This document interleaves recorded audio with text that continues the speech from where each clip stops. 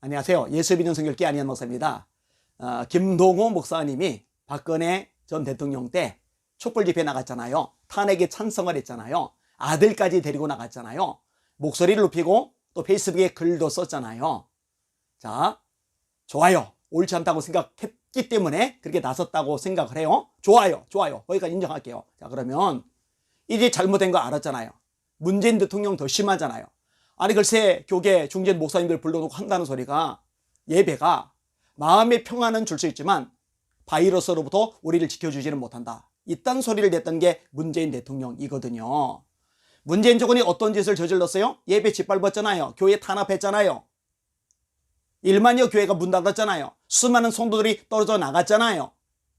해외에서조차도 이 부분에 대해서 인권 탄압이라고 판단하고 수백 개의 나라, 수백 개의 시민단체에서 항의 서한을 보냈잖아요.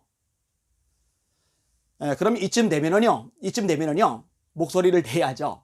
그때처럼 촛불 집회는 안 나가더라도 페이스북에 글이라도 써야죠. 날개새 유튜브 채널에 의사 표명이라도 해야죠. 박근혜 대통령 탄핵에 앞장섰다고 내가 잘못했다, 내가 실수했다, 용서해달라, 하나님께도 회개한다, 이렇게 나와야죠. 그리고 문재인 지지했던 거 내가 회개한다, 잘못 판단했다, 잘못 생각했다, 나 때문에 호도당한 성도들에게 미안하다, 이렇게 나가야 되잖아요. 근데 왜 아무 말 안 하고 가만히 있는 거죠? 거기다가 아니잖아요. 이 김동호 목사님이 만들었던 청어람은 차별금지법을 공식 지지한다고 선언했어요. 한국교회가 막을 대고 그렇게 발버둥을 치는 법안인데 이 법안을 찬성한다고 지지한 단체가 청어람, 김동호 목사님이 만든 단체란 말이에요. 그러면 이 법은 돌이켜야죠. 회개해야죠. 본인의 책임을 지고서 사과를 해야죠. 한마디도 안 하고 있는 거예요. 정말 심각하다고 생각이 됩니다. 병을 많이 앓으셨잖아요. 그리고 이제 연로하시잖아요. 주님 앞에 서야 될 날이 점점 가까워 오시잖아요. 그러면은 주님 앞에 서실 준비를 해야죠.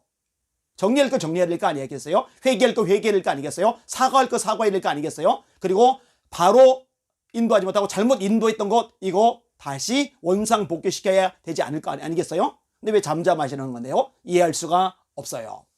자, 김동호 목사님의 날개새를 구독하는 시청자들에게 제가 한마디 합니다. 여러분들 정신 차리셔야 됩니다. 다시 말합니다. 여러분들 정신 차리셔야 됩니다. 거기 구독자가 많은 거 알아요? 지지하는 흐름이 거센 거 알아요? 그리고 이런 방송을 내버리면요, 저에게 공격의 화살이 날아올 거 뻔하다는 거 알아요. 실제로 김동호 목사님에 대해서 비판의 목소리 내다가 얼마나 공격을 많이 당했는지 몰라요. 호되게 제가 당했거든요. 그럼에도 불구하고 목소리를 낼 수밖에 없어요. 여러분들이 잘못된 거예요.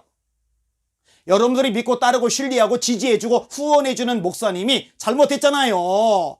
박근혜 탄핵 촛불 집회 앞장서서 선동했던 거 잘못했잖아요. 문재인 정권에 대해서 한마디도 말하는 거 잘못했잖아요. 차별금지법 지지하는 청어람 맞는 거 잘못했잖아요. 동성애가 죄라는 이야기 공개적으로 해야 될 거 아니겠어요? 차별범죄법 이거 통과되면 안 된다라고 공개적으로 이야기할 거 아니겠어요? 그런데 거꾸로 이 동성애 법안을 막으려고 애쓰는 사람들, 목사님들을 향해서 죄 없는 자가 돌로 치라고 오히려 비방의 목소리를 냈던 분이 김동호 목사님이잖아요. 그러면은 아무리 여러분들이 존경하고 따르고 신뢰하던 분이랄지라도 말씀에서 어긋난 부분이라면 목사님, 이거는 아닙니다. 이건 잘못했습니다. 이거는 말씀에서 어긋났습니다. 목사님, 이 부분은 좀 제대로 돌이켜 주십시오라고 요청을 하는 것이 하나님의 백성의 마땅한 모습이 아니겠느냐고요. 그런데 그러지 않아요. 좋다는 거예요. 은혜롭다는 거예요. 은혜 받았다는 거예요. 여러분 잘 들으세요. 이 방송을 듣는 점을 잘 분별을 하셔야 돼요. 은혜 받았다는 거, 이게 굉장히 웃기고 교묘한 얘기입니다. 사람들이 은혜를 받았다고 할 때 그게 하나님의 진리의 말씀을 제대로 받아들였다는 의미, 그 진리의 말씀을 듣고서 순종한다는 의미로 사용하는 게 아니라 자기 감정에 와닿으면, 자기 마음의 위로가 되면, 또 정서적이면서 울컥하게 하거나 또 기쁨을 주거나 또 마음을 편안하게 해주거나 이러면은 그걸 가지고 은혜 받았다라고 말하거든요. 천만의 말씀입니다. 천만의 말씀입니다. 베드로가 설교하는데 사람들의 마음이 찔려요. 스데반이 설교하는데 사람들의 마음이 찔려요. 스데반이 설교를 듣고 마음이 찔린 사람들은 돌 들고 스데반을 쳐 죽여요. 그럼 마음에 찔렸으니까 그건 은혜가 없는 거가요? 아니죠. 하나님의 진리의 말씀이 제대로 선포되니까 죄를 가진 사람들의 마음이 찔릴 수밖에 없는 거고, 마음이 찔려서 회개할 때 구원받는 거고, 회개하지 않고 강팍해지면 하나님께 버림을 받는 거죠. 그러니까 은혜 받았다, 이 마음에 맞았다, 내 생각과 맞아 떨어진다, 감정적으로 정서적으로 울컥하는 마음이 있었다, 마음을 편안하게 해줬다, 이런 걸로 은혜 받았다고 말하면 안 되는 거예요. 하나님의 말씀 진리에 맞느냐 맞지 않느냐, 하나님의 말씀 진리에 적합하냐 적합하지 않느냐, 이게 본질인 겁니다.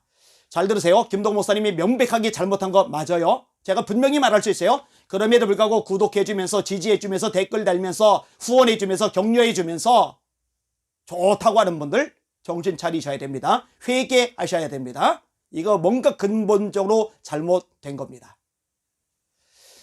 제가요, 김동 목사님이 주님의 부름을 받아서 세상을 떠나시게 되면 더 이상 이제 돌이킬 가능성이 없어질 테니까 그때는 이제 얘기해봐야 의미가 없겠죠.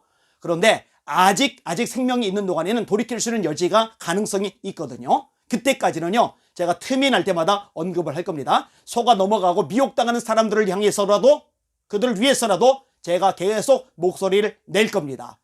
이 방송을 보는 시청자 여러분, 날개새 구독자들이 좀 분별하도록, 회개하도록, 영의 눈이 열리도록 기도해 주시기를 주님의 이름으로 부탁을 드립니다. 하나님의 말씀 외에는 그 어떤 것도 우리의 중심이 될 수 없습니다. 이것이 명확해지는 한국교회 목회자들, 성도들이 되기를 원합니다. 이것을 위해서 함께 힘껏 기도해 주시기를 주님의 이름으로 부탁을 드립니다. 할렐루야.